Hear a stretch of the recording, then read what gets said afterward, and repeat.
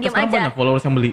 Apa? Banyak followers yang beli. Iya ya? kan banyak banget kan. Justru kayak misalkan akun-akun gede juga nge-paid promote jual beli followers gitu.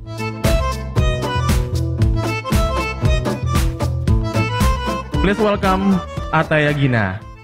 Halo, aku Ata. Panggilannya Ata ya.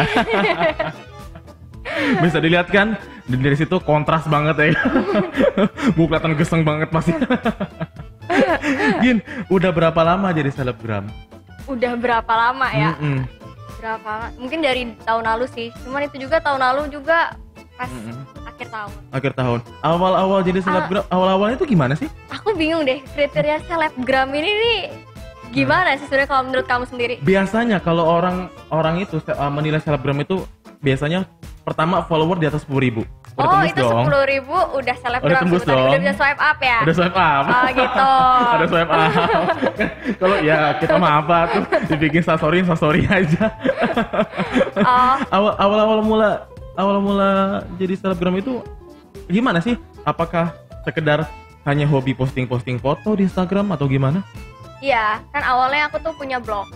Oh punya blog, wow Blogger, jadi dari situ terus itu juga aku udah mulai datang ke event-event. Cuman emang sebagai kayak partisipan gitu loh, dan emang itu udah diundang sama brand untuk di blog. Jadi untuk urusan blog, bukan Instagram belum ke bawah-bawah nih. Nah pas dari situ mulailah karena saling di komunitas itu akhirnya saling kenal. Nah akhirnya kita saling mention, mungkin dari situ jadi naik gitu kali dari ya. Dari komunitas blogger itu. Dari komunitas blogger. Mulai ngeblog itu tahun berapa? Kalau mulai ngeblognya itu pas lagi rajin-rajinnya itu justru pas lulus SMA. Lulus SMA? Iya, itu udah lagi rajin. Tapi sekarang karena lebih ke Instagram jadi turun. Turun ya. Karena gitu. Memang dulu juga sebelum adanya platform YouTube memang udah ada dari dulu. Instagram juga udah lama. Sebenarnya dulu itu platform yang sangat menjanjikan untuk membuat karya itu blog ya. Blog, iya. Tapi memang anak-anak muda Indonesia ini kurang aware gitu. Iya, sama blog. Iya kan. Kebanyakan yang lebih dewasa dari aku yang gitu. Padahal ini keren loh. Dari SMA tuh udah sadar akan bahwasanya blog itu sudah menjadi platform untuk menyalurkan karya. Iya. Awalnya ngeblog itu memang sengaja untuk menjadi sebuah rutinitas atau hobi aja? Hobi aja, jadi aku tuh dulu tuh seneng, aku masih suka punya buku diary gitu kan. Nah itu aku tinggal pindahin aja ke digital gitu loh. Kalau misalkan ini udah tinggal fotonya terus aku ceritain gitu. Jadi awalnya mulai dari cerita situ, terus abis itu aku suka sama brand A, terus aku kasih reviewnya. Nah review terus aku gabung ke komunitas macam kayak komunitas cewek Female Daily tuh mulai dari awal banget tuh. Aku Kaskus kalau tahu. Oh Kaskuser juga. Kaskuser juga. Itu Kaskus aku malah dari SMP. Itu aku aktif di Kaskus SMP. Nah, kalau gue dulu aktif di Kaskus itu telat. Aktifnya itu kuliah malahan. Karena seiring berkembangnya teknologi kan butuh sharing, butuh sebuah komunitas di mana bisa tanya-tanya. Iya. Dan Kaskus itu memang ada jawabannya kebanyakan di Kaskus tuh itu. Banyak banget informasinya gitu. Teman-teman gue pada belum tahu, gue itu kayak udah tahu dari Kaskus gitu loh. Oh ya Kaskus pernah bikin tweet ini gitu kan.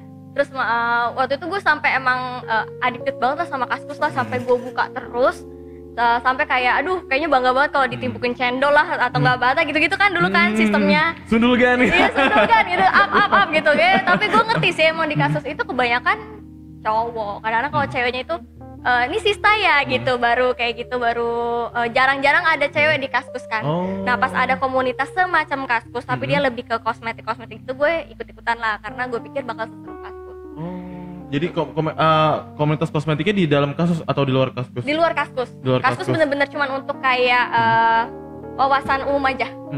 Oke. Inilah ada beberapa hal yang sering gue bilang juga di podcast ini, betapa pentingnya sebuah komunitas. Ya. Iya. Karena memang eranya ini udah era kolaborasi. Lu bisa melakukan semuanya sendiri tuh bisa. Tapi susah. Iya. Kan? Kalau mau berkembang ya harus itu gandengan biar bisa ada rantainya gitu. Ya yang kayak kita lakukan sekarang kolaborasi. Betul. Ya kan saat ini dia mampir ke podcast kita, tidak menutup kemungkinan next time kita yang mampir ke YouTube-nya aku untuk nge-review ya mungkin ngomongnya sih bukan. Boleh juga dong. Nanti kita bikin challenge ya. Tapi nanti aku bakalan kayak tertarik sih aku bikin sesuatu hal yang bisa diomongin cewek atau cowok. Contohnya? Ada deh. Ada deh. Biar surprise. Jujur sih aku penasaran sih, YouTube ini pengen banget. Aku tuh pengen sesuatu yang bisa dibahasnya tuh umur 18 ke atas. Cuma tahu sendiri kan kadang-kadang anak-anak takut nonton gitu loh. Gimana ya? Ada ininya sih sebenarnya. Ada tombolnya tapi iya, cuman kan tetap aja orang tua tuh kadang nggak bisa ngawasin. Sebenarnya ini kalau menurut gua gimana orang tuanya sih? Oh gitu ya. Itu kapan-kapan sih? Kreator dan orang tua mengambil peranan kalau menurut gua untuk hal ini. Yang pertama, kreator itu kalaupun mau membuat konten yang 18 tahun ke atas, coba ditakar agar benar-benar tidak terlalu vulgar banget. Iya. Ya. Kalau kevulgaran juga ntar di banned. Ya kan? Sama YouTube. Sebenarnya juga halur ini berapa kali kita membicarakan hal yang vulgar, seperti kata-kata kasar, ya kan? Tapi balik lagi, orang tua juga mengambil peranan di sini, ya kan? Sebenarnya anak kecil itu belum saatnya main YouTube, makanya YouTube mengeluarkan platform YouTube Kids. Oh iya benar. Yang memang untuk digunakan anak-anak gitu. Tapi sebenarnya lu di YouTube ini pengen nge-YouTube ya? Pengen nge-YouTube. Jadi si blog itu gue jadiin video gitu aja sih sebenarnya. Divisualisasikan. Dari blog-blog yang sudah pernah ada divisualisasikan. Iya. Dulu tuh gue pas lagi rajin-rajinnya masih kepegang sama si blog ya. Itu dari YouTube ya gue iniin juga, gue arsipin ke blognya. Jadi ini gue ngomong di blog, gue tuh lagi bahas ini loh. Awalnya gue kayak diary dulu, nah terus gue selipin si video YouTube-nya kayak gitu. Cuma sekarang kayaknya bakalan fokus dulu ke YouTube sih. Instagram? Iya, Instagram sama YouTube dulu gitu. Karena kalau blog lagi gue lepas dulu, makanya kan awalnya kayak website blog gue tuh gue taruh di mana-mana gitu kan. Ini sekarang gue drop dulu. Karena memang mungkin sekarang juga masanya blog tuh sudah mulai turun ya, tidak se-hype dulu ya. Akunya juga nggak bisa kalau kayak dikejar semua gitu tuh. Jadi aku pengen fokusin satu-satu dulu gitu loh. Biar nggak ini kan, nggak keteter. Nggak keteter, iya benar-benar. Lebih kita harus fokus ke satu hal biar maksimal dulu maksimal dulu, nanti kalau misalkan udah itu kan bisa dijalanin bareng-bareng. Karena kalau misalkan kayak maruk semuanya gitu, lagi aku kan perorangan, itu agak susah sih. Jadi benar-benar semua ngelakuin sendiri, cuman waktu Instagram masih 10.000 itu itu sendiri semuanya. Sekarang udah ada ibaratnya kayak apa ya, kayak manajernya gitu. Jadi orang-orang yang ngatur untuk bagaimana yang endorse-nya tawar-menawar negosiasi ya. Aku jadi, pure konten aja jadinya sekarang. Pure konten aja. Jadi udah nggak mikirin endorsement nggak ya? Tiba-tiba datang aja. Iya tiba-tiba nih gitu. Ngomong-ngomong soal endorsan, kan di Instagram sedang banyak beredar meme-meme lidah-lidahnya para selebgram. Oh iya tahu iya kan? Yang apa meninggal gitu. Berasa banget ya coklatnya kan gitu. Kalau Gina sendiri gimana? Akankah Gina menerima suatu produk yang sebenarnya ini produknya nggak Gina banget? Aku belum pernah sih. Belum pernah menerima produk yang bukan aku banget gitu. Aku selalu pasti kan kayak gitu, aku lihat dulu profilnya seperti apa, brandnya kayak gimana. Kalau misalkan kayak cuma makanan yang ini bisa, ya udah aku bakalan review jujur aja, gak bakal dilebay-lebayin atau kalau misalkan nggak enak, makanannya nggak enak. Kalau misalkan nggak enak, aku kali dari ekspresi, aku nggak bisa bohongin ekspresi aku. Kadang-kadang suka kelihatan dari itu kayak ekspresinya kurang, tapi walaupun ada yang itu sudah diposting. Iya, kayak gitu. Tapi kebanyakan kalau makanan ini mulai sekarang ini aku kalau makan dari lokal biasanya nggak aku kenain rate ya. Kalau endorse kan hitungannya dia bayar aku, tapi ini nggak aku kasihin rate. Jadi mereka cuman awalnya Kak boleh tahu nggak info red cardnya gitu kan. Nah sekarang aku udah punya red card nih kalau sekarang gitu kan. Tapi kalau misalkan aku lihat profilnya, oh ini tokonya masih baru nih gitu kan, usahanya masih baru, ya udah kirimin aja makanannya, aku gituin aja. Bantu lah ya. Aku bantuin. Keren, applause dulu buat Tata.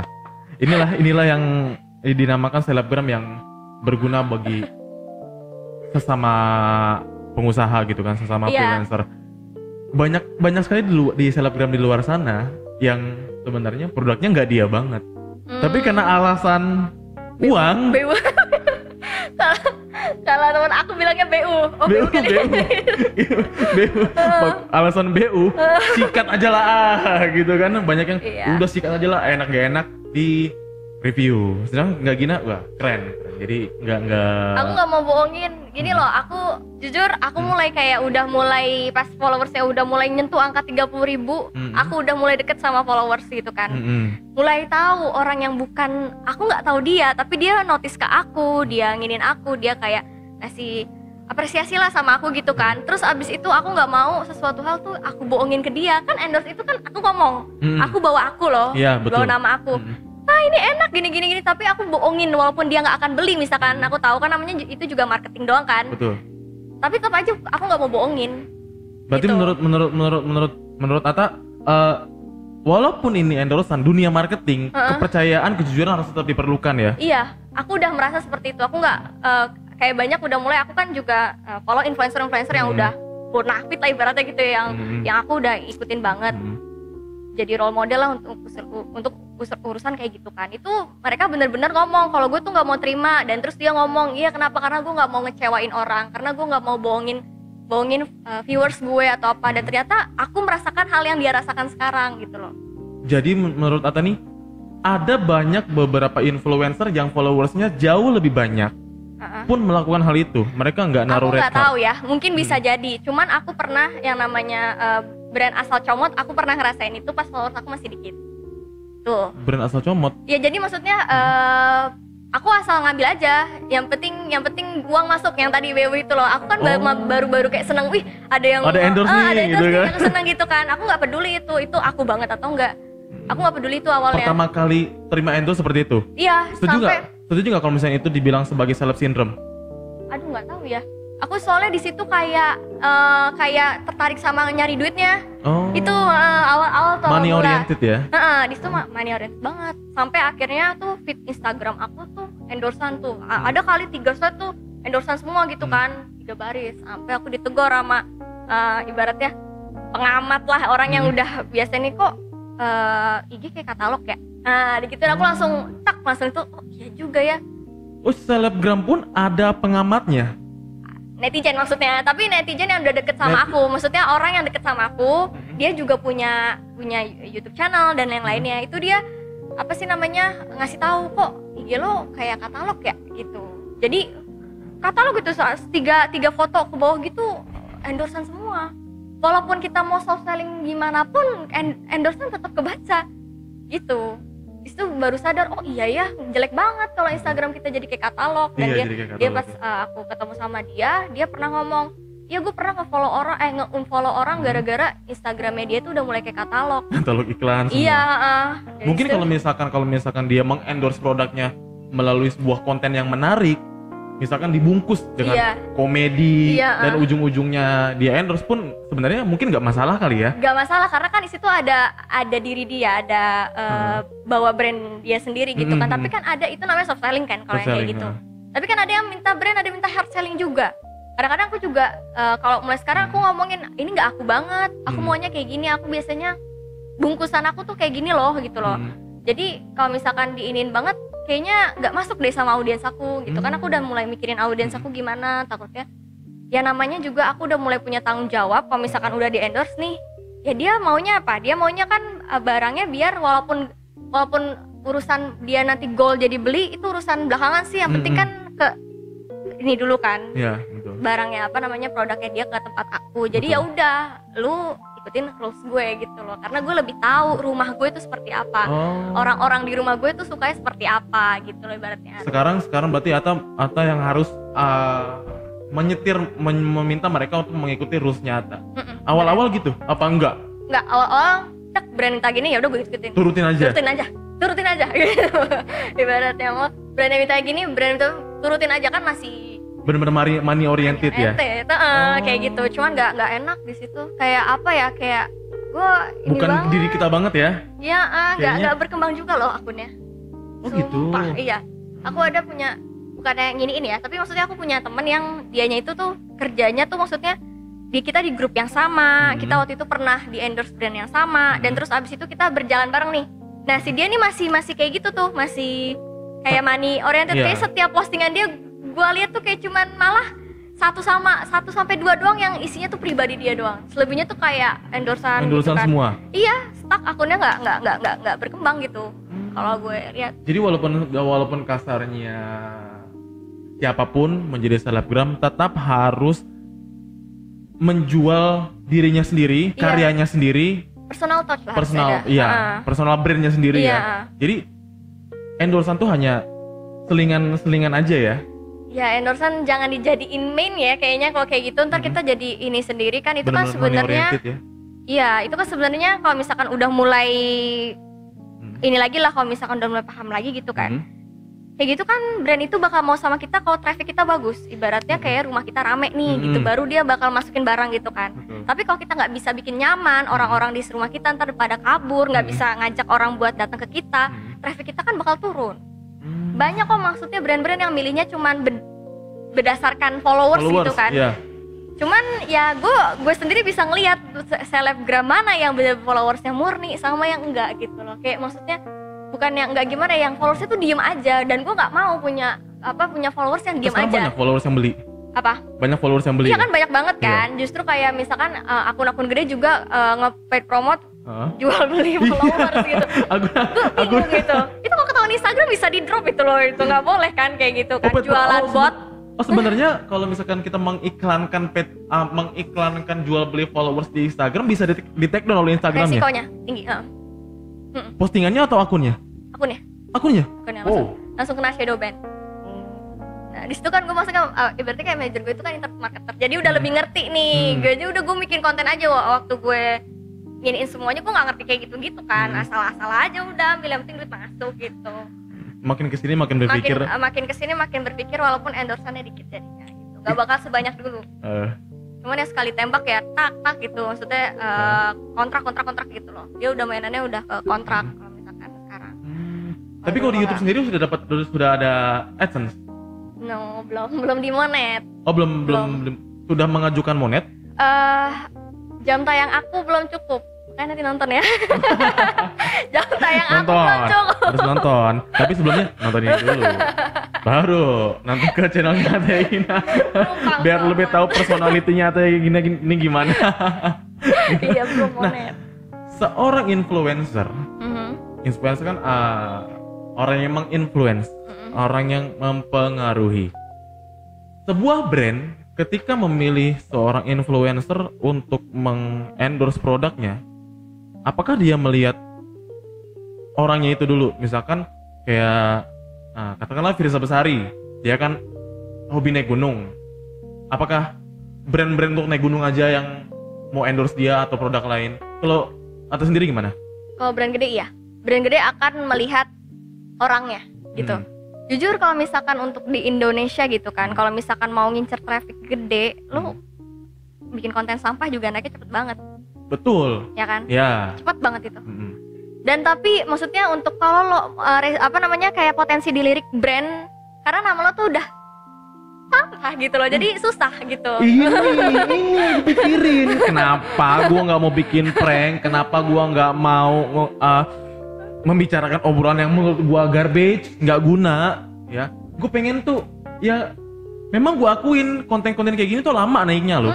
Lama. Obrolan, aduh gitu, nih siapa sih yang ngobrol, terkenal juga enggak, ya kan, orang mana lirik, ya kan. Dibanding kita, maaf, bikin konten prank yang merugikan banyak orang, sekedar orang cuma hahaha, viewersnya jutaan, ribuan. Please, mau sampai kapan? Iya. Kita selama ini kan kita itu selalu mengatakan TV ini udah nggak berbobot tayangan TV kan, sudah ada tayangan, sudah tidak ada tayangan yang mendidik di televisi. Kalau misalkan kita membuat konten yang seperti itu, so please, apa bedanya kita dengan TV? Iya. Kalau mau endorsement yang receh-receh juga pasti banyak kok. Banyak. Kalau misalkan lu akunnya gede, ibaratnya karena konten sampah, ya gue rasa lu bakal cepet dapetin endorsement kok sama akun-akun baru, akun-akun online shop gitu pasti banyak. Tapi kalau misalkan gitu, untuk brand gede bakalan susah sih dapetnya. Bakalan susah ya? Bakalan susah. Karena memang mereka memandangnya sudah ini orang ini udah nggak eksklusif. Iyalah, image ini gue mau ngomongin aja kan, maksudnya kayak brand ambassador sama endorsement kayaknya sama kan. Nah ini kan waktu ada artis yang masalah iklan sabun, nah itu artis kan gara-gara jadi dicabut kontraknya gara-gara kepincut, bukan kepincut ya, maksudnya apa ya, kena video mesum lah pokoknya. dia ada kayak gitu jadi kontraknya dicabut. Karena apa? Nggak sesuai dengan image brandnya gitu. Berarti lo salah, si influencer salah langkah dikit, jadinya tuh brand jadi nggak ini lagi sama si. Berarti kalau brand besar itu memang harus menganalisa kepribadian Iya. si influencer itu ya. Pasti. Gue juga ngeliat kok, kayak misalkan nih gue follow influencer nih yang benar-benar influencer ya. Nggak pernah dia bikin konten sampah. Ya pasti brand-brand yang nembak nih tuh kayak brand-brand gede. Wah, gue pengen banget tuh kayak misalkan gimana caranya ngedapetin brand gede itu masalah kualitas dari kualitas konten lo sendiri. Tapi kalau menurut lo sendiri ada brand yang diincer? Ada sih. Nggak usah disebut lah, katakan Iya, nih. ada. Apa itu? Kosmetika atau apakah? Gue suka hotel. Jadi maunya tuh kayaknya gue pengen banget di endorse hotel, ya Allah, hotel bintang 5 kayak bintang 4 kayak gitu loh. Berarti lu traveling dong? Hah? Berarti lu traveling dong? Iya, tapi kan makanya gue nggak terlalu, maksudnya gue kalau misalkan udah kayak traveling gitu, gue jarang ngevlog. Kalau misalkan ngevlog itu kan kadang-kadang harus ini ya, merelakan suasana. Iya. Itu sih yang kadang buat gue merasa ribet ngevlog ketika wisata itu gue merasa kita tuh kehilangan hype-nya, kehilangan suasananya, terlalu sibuk untuk membagikan semuanya ke penonton. Iya, jadi yang kayak gitu gue masukin highlight doang gitu kan, highlight story. Tapi udah ada yang pernah masuk endorsan yang itu kan lu berharap dari brand gede, dari skala kecilnya udah pernah ada yang masuk endorsan kayak gitu? Hotel kayaknya belum deh. Lupa sih, kayaknya belum deh, kayaknya. Hotel belum sih. Nah ini tapi gimana ya cara menarik si hotel gitu kan, kadang gue mikir juga. Untungnya aja gue kan emang seneng ke hotel-hotel dan coba-coba kayak hotel-hotel berbintang gitu. Nah itu gue usahain pastiin gue bakal ngepost kayak gitu. Berarti itu sebagai pancingan aja sih, biar ada brand yang lirik gue kalau gue tuh tertarik di bidang situ loh. Terus gue bisa bikin konten buat kalian ibaratnya kayak gitu. Gitu. Berarti kesimpulannya dari personal branding itu, kalau misalkan kita mengincar suatu brand untuk supaya dia mau endorse kita, bangunlah image kita layaknya brand itu ya. Iya. Ibaratnya ya tetap ada personal masing-masing nih. Kalau misalkan gue udah mulai kayak kesininya gitu, kalau brand ada yang mau endorse, ya dia kadang-kadang nyerahin aja. Ya udah kontennya terserah, kakak buat aja sendiri. Gitu, udah mulai kayak gitu gue. Jadi apa? Berarti si pihak brand tuh udah mulai ngepercayain gue. Itu sebenarnya gue apresiasi banget sih. Wih, kok ada brand yang kayak gitu ya. Gue bener-bener gak dikasih brief apapun, kayak cuman poin gitu doang loh. Yang penting nanti di konten lo masukin ini ya. Tapi dia bener-bener udah terserah mau buat kontennya kayak apa, yang penting masukin poin-poin ini ya. Kalau lebih gampang yang mana? Lebih gampang yang gue sendiri lah. Pasti gue juga totalitas, nggak mungkin sembarangan gitu loh, nggak mungkin asal-asalan juga. Kadang kalau misalkan harus ditentuin sama mereka, kita jadi ruang geraknya terbatas ya. Iya, dan gue pernah kayak direvisi berkali-kali. Itu gak enak banget. Nih ya, waktu blog doang nih, itu endorsan bukan pertama juga sih, tapi gue datang ke event, terus gue disuruh bikin blog, disuruh post di Instagram juga. Itu pernah blog gue direvisi berkali-kali, ada kali 3 kali. Padahal maksudnya kalau misalkan dilihat kayak dia tuh nggak ngasih seberapa gitu kan, tapi dia minta revisi berkali-kali. Itu yang namanya buzzer tuh, kayak gitu. Yang penting dia mah marketing aja yang banyak gitu, orang yang media aja yang banyak nge-upin barangnya dia, tapi dia nggak ngasih value masing-masing gitu. Berarti semua endorsan yang didapat oleh para influencer sebelum diposting ke akun media sosialnya mereka dikirim di store dulu ya. Ada revisi kah? Ada revisi kah, iya kayak gitu. Berarti nggak bisa langsung di. Iya, itu yang ribetnya loh. Itu yang ribetnya kalau misalkan tuh dia aja misalkan gue dapat endorsan YouTube gitu kan. Itu dia nulis revisi video. Allah Akbar, maksudnya revisi video gitu kan, dia bikin YouTube tuh nggak secepat itu gitu loh. Aduh bisa revisi itu tuh apa suka dukanya kayak gitu. Udah gitu kalau dukanya lagi ya ya lu kalau mikirin BU gitu kan, ngarepin dari kayak gini gue nggak nyaranin dah. Lu kalau kerja full time kayak begitu gue nggak nyaranin, kan duitnya lama. Iya duitnya lama, benar. Duitnya lama banget dah, sebulan gue pernah kayak gitu. Sebulan waktu itu datang ke event bulan puasa gitu kan, gede sih gitu kan, cuma sebulan nggak turun-turun. Itu kontrak ya?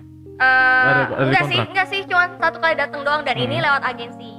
Itu waktu awal-awal gue pakai agensi Oh, pakai agency. Bendera orang gitu kan. Ya udah dianya cuma dari dia yang nembak gue gitu misalkan. Oh, berarti nih selebgram pun bisa saja masuk ke dalam sebuah agensi ya? Iya, agensi ada agensi selebgram. Oh, ada agensi selebgram. Iya. Gue pikir selama ini agensi itu hanya untuk ya penonton bayaran. Itu buzzer namanya kalau misalkan untuk selebgram sih. Buzzer gitu, yang penting tuh brandnya tuh diviralkan lewat si buzzer itu. Dia biasanya dari orang tuh, misalkan dari agensi mana, dari manajemen mana, mungkin sebutan manajemen kali ya, kayak gitu. Nah, tadi kan Antani bilang soal red card. Yes. Ya. Etis nggak sih kalau misalnya jujur kita fair-fairan aja, layak nggak kalau masalah red card ini kita omongin? Boleh. Nggak apa-apa ya. Sebenarnya para selebgram itu punya patokan nggak sih untuk red card? Sorry kalau misalkan suatu IO menyewa seorang fotografer, itu kan nggak ada rate-nya, nggak ada patokan rate-nya tuh nggak ada, iya kan? Atau sendiri awal kali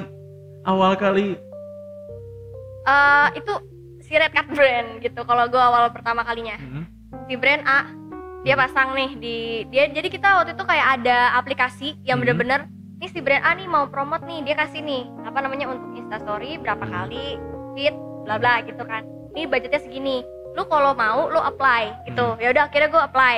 Terus tergantung si brandnya itu mau milih kita atau enggak. Nah kayak gitu. Nanti kalau misalkan kita dipilih, ya dia kan sudah mencantumkan harga nih. Ya udah lu harus siap dengan sesuai dengan yang dijanjikan. Kayak ibarat kontrak tertulis langsung di situ. Red cardnya dari brand itu. Iya. Ya. Kayak aplikasi aja sih kayak gitu kan. Kayak ya udah lu jasa lu segini, ya udah ntar dibayar nanti uangnya masuk ke aplikasi itu dulu. Nanti pas udah mencukupi kan ada minimum tuh, baru ntar ditarik. Semacam PayPal ya? Iya, semacam kayak gitu. PayPal. Oh, ada aplikasinya kalau saya pun juga ya? Kayak abang Gojek lah gitu lah. Kan ada GoPay kan. Kalau misalkan kita bayar pakai GoPay, duitnya masuk ke deposit dia kan. Sama kayak gitu. Sama banget. Abang Gojek kan menjual jasa. Nah, kita juga menjual jasa untuk promosi ya. Nah. Kalau awal-awal tuh red cardnya ditentuin oleh brandnya ya. Setelah followers lumayan lah, jangan kayak sekarang kan udah punya red card sendiri ya. Ya kan, kalau selepas dari itu nentuin nggak red cardnya sendiri? Pernah. Sebelum ada red card jadi kayak nembak doang gitu. Iya loh. Kan? Iya kan? Iya, nembak doang, feelingan gitu loh. Tapi itu masih kecil. Tapi yang jelas kalau misalkan langsung direct kayak gitu kan jadinya tuh nggak nunggu lama. Kan kalau misalkan dari kalau dari aplikasi kan sama aja pakai orang ketiga kan, pakai mitra. Nah, itu rada lama diambil duitnya di aplikasinya gitu. Ya, tertunda ya. Biasanya pencairannya 1x24. Paling cepat 1x24 jam, bisa yang 2 hari ya. Iya, kayak gitu. Iya, lama di situ. Iya kan? Berarti awal kali Antani menawarkan rate, patokannya dari mana? Dari traffic. Di situ kan aku kayak pas punya manajemen gitu kan. Dia itu adalah internet marketer, dia udah biasa ngelola akun. Dilihatlah dulu traffic aku, trafiknya tak dilihat berapa yang mampir berapa yang ini gitu kan. Dari situ dia langsung ngasih patokan red card gitu. Itu juga nanti kalau misalkan brand gede, contoh lah yang mau nge-paid promote brand gede lah, dia udah Unilever lah gitu. Ada itu udah nggak pakai red card tuh, udah tinggal ditembak. Karena kalau misalkan brand gede, kita red cardnya tipis juga kecil, itu bakalan dia juga jadi ragu kok nih orang kok kecil banget red cardnya ya. Kenapa nih para followers gede misalkan gitu. Berarti harus hati-hati menentukan red card pun harus hati-hati ya terhadap brand-brand besar ya. Iya, namanya juga nego kan, kayak gitu udah nego kan ibaratnya ya. Kita udah mulai mainan bisnisnya di situ lah. Oke.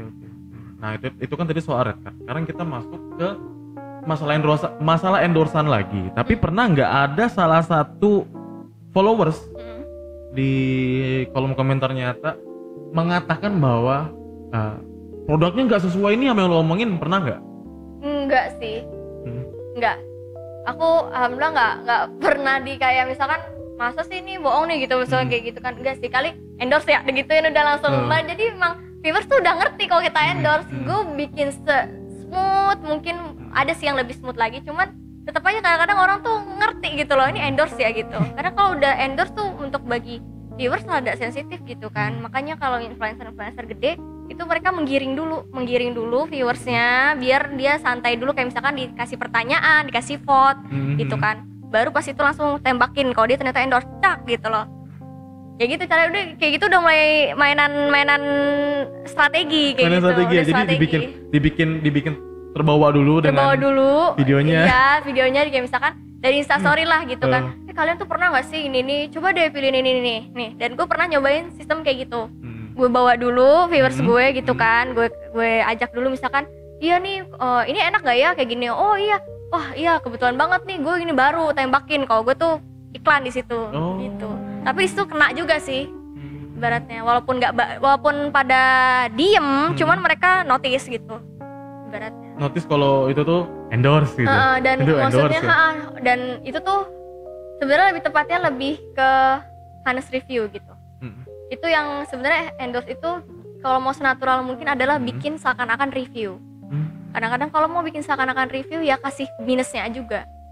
Orang kalau misalkan berarti endorse benar-benar jujur ya? Benar-benar jujur, tapi kadang-kadang kayak gitu dikasih tahu dulu ke brandnya. Nih gue bakal ngasih tahu ini nih. Contoh kalau misalkan tapi packagingnya yang nggak terlalu yang kayak sampah aja itunya, minusnya gitu kan. Mungkin dia menceritakan kekurangannya tapi tidak terlalu memojokkan tidak terlalu memojokkan. Kalau misalkan honest review banget kan ini nih blak gitu kan. Ini nggak, kalau misalkan itu kayak gitu cara nyelipinnya. Jadi misalkan packagingnya nggak enak, mungkin ngomongnya cuman mungkin packagingnya bisa ini ya gitu ya, bla bla bla ya. Tapi packagingnya terlalu anak-anak nih gitu, Iya. misalkan gitu. Tapi produknya bagus banget, langsung digas lagi ya. Gimana ya? Dinaikin lagi ya. Bodo amat lah masalah packaging, yang penting produknya bagus, kayak gitu. Yang penting kasih tahu biar itu juga ngasih viewersnya tuh kepercayaan sama kita. Berarti tidak terlepas dari semua ini, kepercayaan tuh hal yang penting ya bagi seorang influencer ya. Kalau iya, tapi aku nggak tahu ya kalau misalkan yang lain. Kalau yang asal-asalan ada juga influencer yang bukan influencer sih dia. Kalau influencer itu lebih ke yang baik-baiknya, ibaratnya kalau misalkan udah pandangan influencer ya, kali selebgram yang asal tak ambil aja gitu kan. Tapi kalau gue sih udah mentingin itu, kayak misalkan gue pengen tetap viewers gue tuh percaya sama gue, apa yang gue omongin tuh benar gitu loh. Walaupun dia beli nggak beli, yang penting gue ngomong jujur. Tapi gitu. Pernah ada teman rekan sesama selebgram yang udah sih lu ambil aja. Karena kebanyakan orang-orang yang berpikir kayak lu ini ya, beberapa orang mengatakan idealis. Gak tahu sih aku. Pernah nggak ada yang temen rekan sama-sama selebgram, udah sih lu terima aja? Pernah ada omongan kayak gitu. Udah sih lo terima aja gini. Pernah ada kayak gitu. Cuman aku lupa itu momennya seperti apa sih. Cuman pernah ada yang merayu seperti itu. Tapi gitu tetap nggak mau ya? Karena memang membangun kepercayaan itu nggak gampang. Nanti kalau misalkan udah nggak percaya nanti jadi jelek sendiri.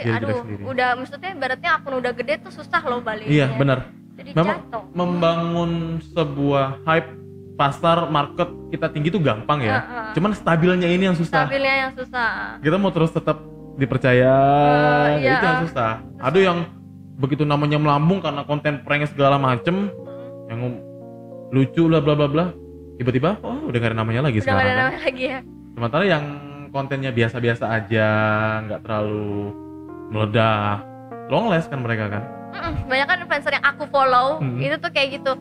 Ini anak nggak pernah hype banget gitu loh, nggak pernah langsung viral gitu ya. Gitu. Nggak pernah, cuman dia brand yang masuk. Mantep brandnya gitu, brand luar, brandnya udah endorse dari Singapura, dari mana bisa ya. Nah, kalau atas sendiri lebih mending kayak gitu kan, maksudnya nggak terlalu naik. Tapi tapi lo stabil gitu. Aja. Iya, susah di situ sih. Apalagi tapi rada aku kan juga di TikTok kan. Aku kadang-kadang main TikTok juga. Main. Nah, ibaratnya kayak kalau misalkan di TikTok ini mau aku tahu nih viewers aku siapa gitu kan, umurnya range-nya di berapa. Aku pengen masukin nih kayak misalkan di TikTok tuh, sorry maaf gue potong. Di TikTok tuh ada analisa para penonton ya. Ada juga. Umur sekian, ada ya. Ada juga ya? Kayak insight-nya Instagram sama aja gitu kan. Terus abis itu tapi gue kadang-kadang di TikTok itu emang marketnya kebanyakan anak-anak gitu kan. Iya betul memang. Ya tapi kadang-kadang naik juga yang rada-rada gitu loh. Kadang-kadang yang yang ambigu tuh naik gitu kan.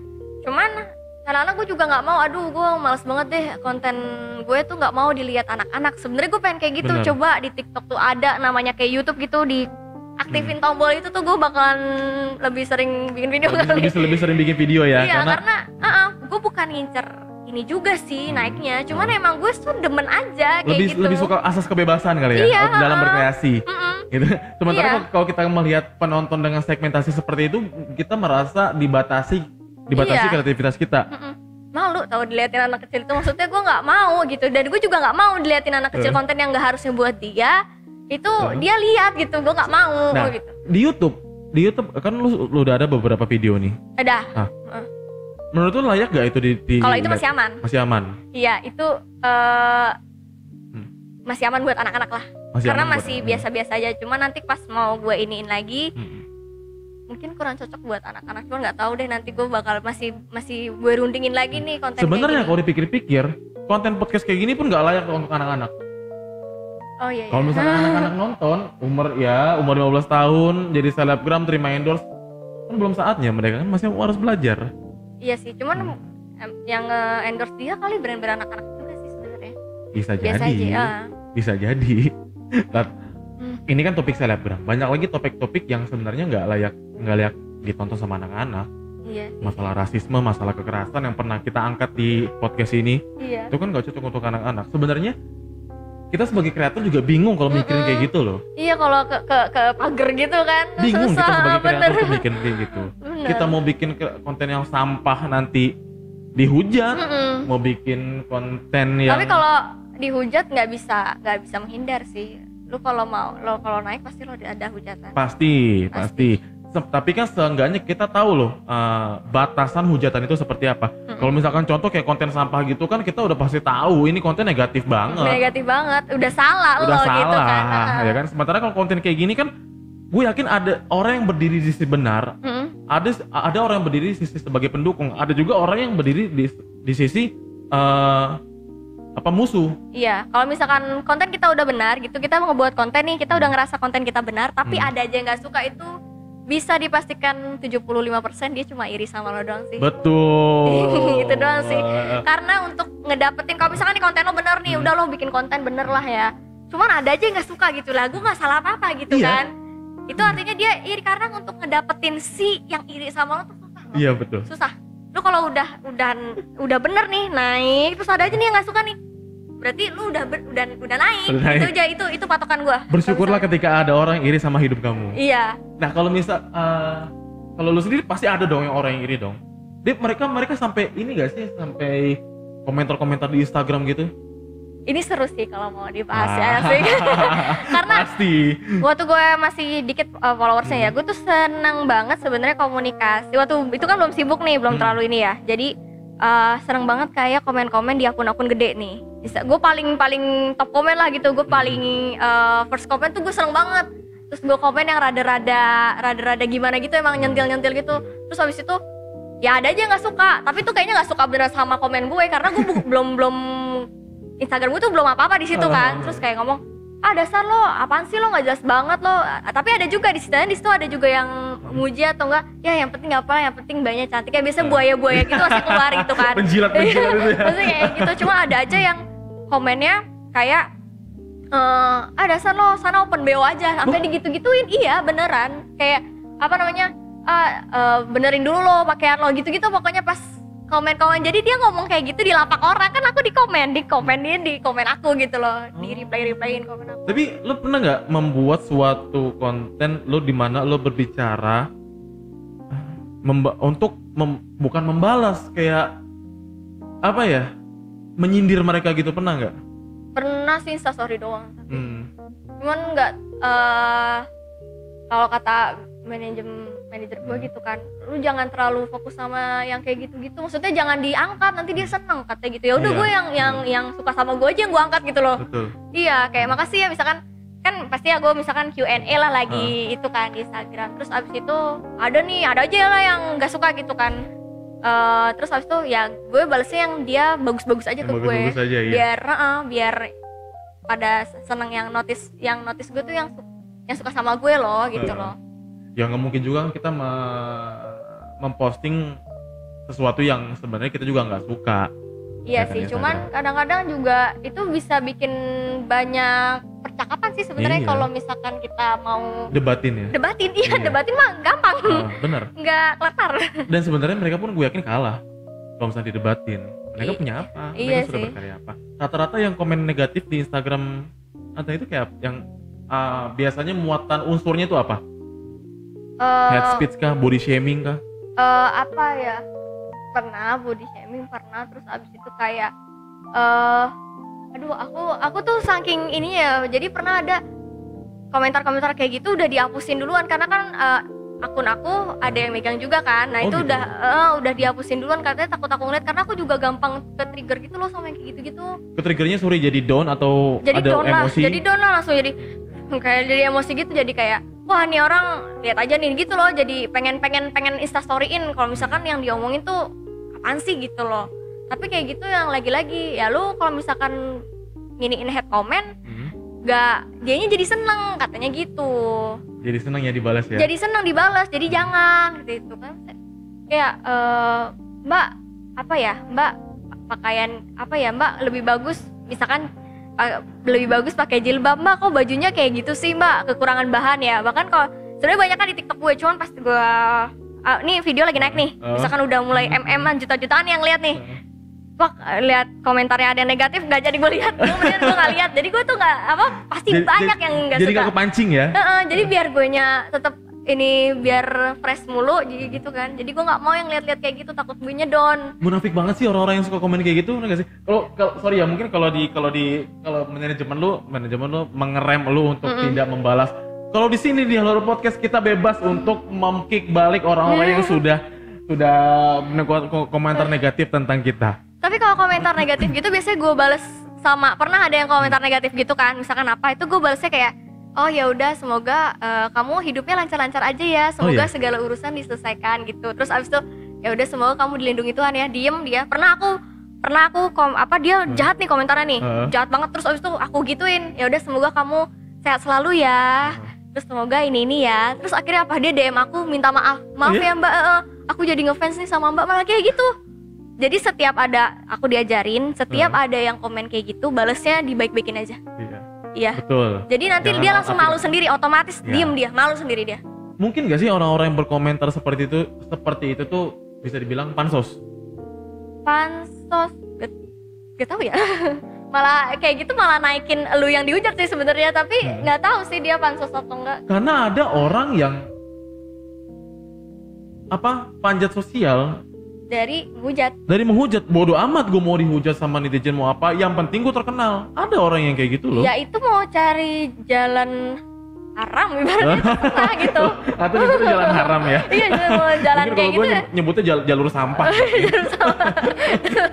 Terserah gitu sih. Terkenal karena dihujat, beda men. Rasanya terkenal dihujat dengan terkenal karena prestasi itu beda banget. Beda banget asli. Mau sampai kapan? Orang kita ini membangun personal image tuh susah loh. Susah banget. Susah, dan menghancurkan gampang. Gue yakin para influencer di luar sana sebenarnya mereka tuh mau bikin konten sampah. Iya. Tapi mereka menjaga personal image mereka, wow. Iya itu. Dan brand-brand gede yang value-nya gede Yang juga. value-nya gede. Itu nyarinya yang berbobot ibaratnya. Lo harus punya bobot gitu kan. Walaupun gue kadang-kadang juga bikinnya rada-rada bukan sampah sih, receh gitu, tapi lebih baik dibandingkan sampah. Iya betul. Jangan sampai kayak nyakitin orang atau apa gitu kan. Jangan sampai nyakitin orang, jangan sampai ngerugiin orang ya. Tuh. Kalau bisa sih yang bermanfaat. Gitu. Kalau bisa yang bermanfaat. Ya balik lagi, semua orang pastinya berusaha untuk bermanfaat bagi sesama. Nah, levelnya aja bagaimana, cara orang mengukurnya aja bagaimana. Karena semuanya berproses. Kalau mau bagus, ya berproses. Lo kalau mau jalur haram, lo mau di berbagai aspek haram tuh cepet loh. Cepet ya. Iya, gue mau cari duit haram juga cepet. Habisnya juga cepet. Iya kayak gitu. Jadi ya udah, lo mau gimana gitu. Berarti itu pilihan hidup lo sebenarnya sih. Ya kan. Dan dari duit haram tuh gampang, dapatnya cepet, dan jangan lupa habisnya juga cepet. Kayak dulu gue main judi online. Habis cepet. Togel. Iya benar banget toh. Tau-tauan togel ya. temen gue ada yang pernah mainan dia, terus dia curhat ke gue masalah togel-togelan. Jadi gue tahu, iya nih gue pas itu dia berkali-kali dia merasa percaya diri nih. Oh cara kayak gini, dia coba lagi nggak dapet, ya udah kan hangus itu dia. Kayak cuma muter balik dananya ke sono lagi. Nah ngomong-ngomong soal togel aja. Jadi tahu ya. Kan ada tuh kalau misalnya kita lagi buka-buka website apapun itu, ada situs togel gitu. Dan mereka biasanya memakai seorang yang mungkin di Indonesia kita nggak kenal, mungkin di negara mana orang itu cukup dikenal, dan orang itu menjadi sebuah brand ambasadornya website itu. Pernah nggak atau ada kak harapan menjadi brand ambassador sebuah brand gitu? Ya, enggak deh. Aku nggak mau sih yang kayak gitu. Itu aja jangankan brand ambassador, pet promote aja nggak masuk gitu di. Oke, banyak kalau misalkan itu kan karena itu kan yang negatif ya. Iya, kalau misalkan poker. Iya, kayak gitu kan. Poker. Kalau misalnya kita buka YouTube tuh ada iklan micet. Brand ambassadornya, aduh. Tapi kalau misalkan ditawarin jadi talentnya aja, itu mungkin kan ada kayak gitu lepas ya, maksudnya ya udah lo jadi talent doang tapi lo nggak harus masukin ke IG lo gitu ya. Jadi talent doang sih aku nggak apa-apa sih, kan lumayan kayak gitu buat portofolio. Oh aku udah pernah aku bikin video sama dia misalkan gitu kan, aku masih terima sih kayak gitu ya. Kalau misalkan yang rada-rada ini baru tergantung sih, berarti semuanya tergantung. Oke, kalau misalkan dari brand besar ada keinginan untuk jadi brand ambassador? Aduh, pengen lah. Ya. Kayak gitu pengen, cuma susah itu lagi prosesnya tuh susah nyampe manjat ke sana. Personal brandingnya kita itu harus dikuatkan. Iya, ya? Dikuatkan dulu. Itu juga kadang-kadang aku ditanyain masa kayak personal branding kan, kamu tuh maunya kemana? Gitu misalkan. Kadang aku pun juga bingung. Aku nggak tahu nih aku sebenarnya kemana, sampai akhirnya tuh ibaratnya ya udah karena lo nggak bisa nentuin jati diri lo sendiri misalkan gitu kan ya udah akhirnya media lah yang buat aku jadi kayak gitu misalkan. Jadi akhirnya terbentuk sendiri nih, ya udah lu terserah deh ngelakuin aja apa yang lo suka gitu kan. Akhirnya di situ kelihatan kayak dia menemukan satu sisi di mana wah ini lu banget nih. Iya, di sini baru kelihatan oke, gue cocoknya di sini gitu sih. Jadi ngikutin orang-orang, aku kan lebih percaya kalau orang lain yang nilai aku. Jadi ya udah kalau dinilainya aku seperti itu, ya berarti aku cocoknya di situ. Gitu. Berarti selama ini kan kita sering dengar tuh bahwasanya sebuah selebriti, kita ngomong selebriti ini garis besar ya, YouTuber, influencer semua ya. Banyak orang berkata selebriti itu kepribadiannya disetir oleh banyak boneka ya? Agensinya. Berarti dari omongan lo barusan, sebenarnya mereka ini nggak disetir. Malah si selebritinya tidak bisa menentukan kepribadian mereka tuh sisi mereka seperti apa. Akhirnya agensi atau medianya yang menentukan. Iya. Seperti itu. Bisa jadi sih, karena ya kayak gitu tuh bisa jadi karena dia nginin, tapi tetap aja sih dia bakal nginin ke personalnya masing-masing. Berarti kayak sekarang gue itu ada ngurus satu program nih yang gue itu ibaratnya bukan jadi ambasador sih, pokoknya jadi ibaratnya ikonnya lah gitu kan. Ya gue terus ngeliat nih dari sisi sana nilainya gue itu A, B, C, D. Oke, berarti dari orang lain ngelihat gue kayak gini. Oke, berarti gue nanti karakternya lebih menyesuaikan lagi seperti yang dimau brandnya kayak gitu. Nah sekarang pertanyaan terakhir ya, lu kan selebgram nih, sering menerima banyak komentar negatif dari netizen. Sorry sebelumnya punya pacar? Punya. Gimana tanggapannya dia? Tapi alhamdulillah sih pacar aku gitu kan, nggak ya kalau mau cari buaya di Instagram aku tuh rawa-rawa, ibaratnya banyak banget gitu kan. ada temen gue juga Instagramnya Asrama Putri ada Asrama Putri. Nah terus habis itu ya banyak yang kayak gitu kan, di pacar juga login kan, jadi ya dia juga tahu tapi dia santai aja. Dan kalau misalkan kayak gitu dia nggak, udahlah yang lebih nyetir otak akunya, nggak dia yang menghabiskan tenaga untuk ngelabas-labasin gitu, nggak, tapi akunya yang dibikin udah lu jangan ini nggak usah diladenin kayak gitu. Kayak misalkan udah banyak banget ya, misalkan foto aku tuh dijadiin kayak penipuan open BO. Wow. Iya, udah banyak banget. Aku udah misalkan kurang ajar banget ya. Iya kayak gitu. Terus abis itu aku akhirnya ada yang ngepost lah, ada yang nge-DM aku, kak ini bener kamu?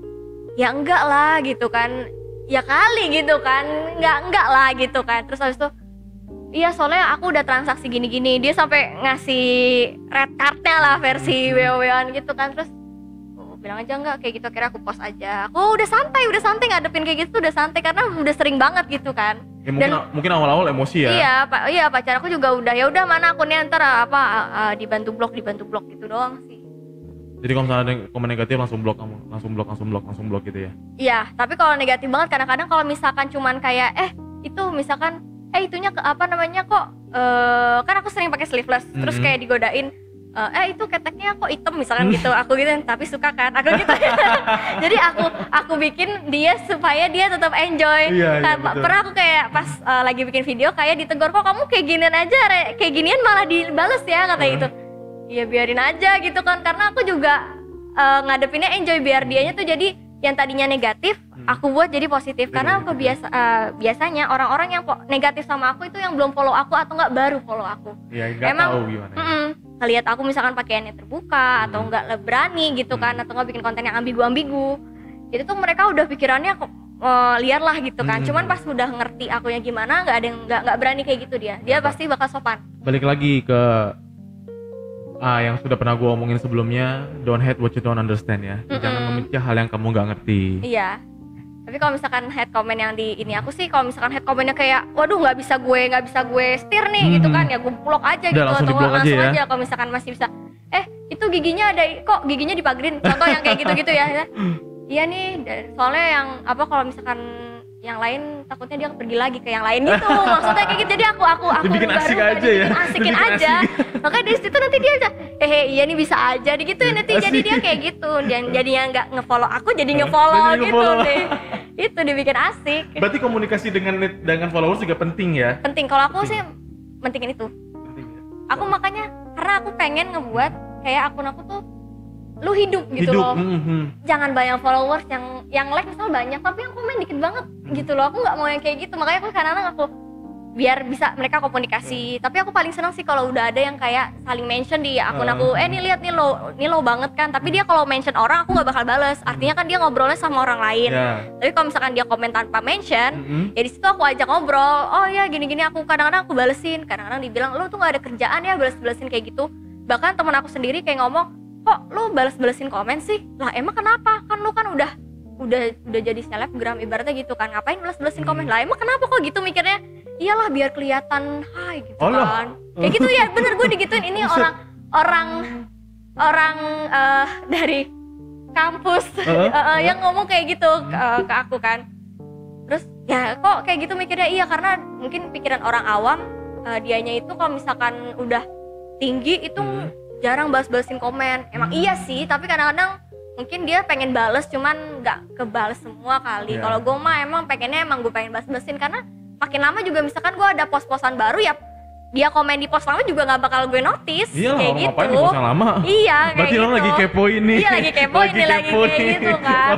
Post-post yang lama baru di komen.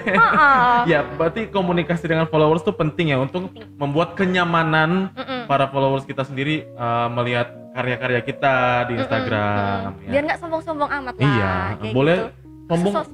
Ada takarannya lah. Sokap lah udah. Sokap lah sombong.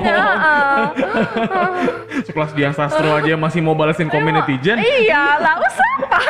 Lah usah apa nggak mau balesin. Iya. Sombong amat.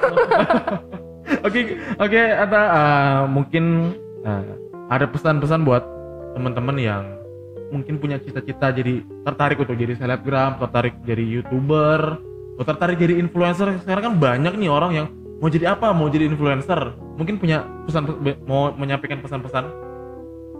Tergantung kalian tuh nganggap influencer itu seperti apa gitu kan. Kalau lu nganggap influencer itu adalah banyak followersnya, lu bisa dapetin itu dengan cara yang cepet gitu kan. Tapi itu nggak ngejamin, maksudnya lu bakal dianggap influencer receh.